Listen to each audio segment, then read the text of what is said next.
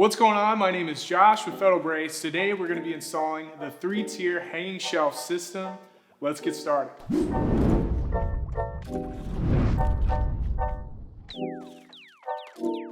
Step 1. Locate the studs for the installation.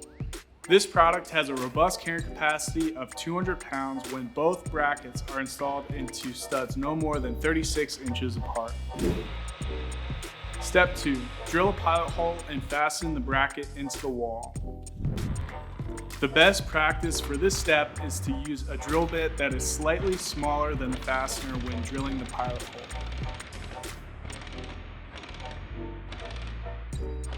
Step 3. Ensure you are level and proceed with drilling and fastening. Sometimes fastening one fastener at a time can leave room for additional adjusting when level.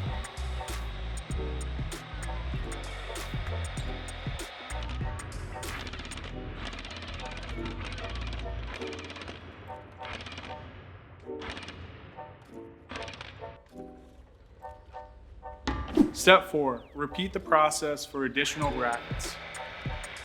Once both brackets are installed, do one last check to make sure that both are level together to ensure the shelf won't slant once installed.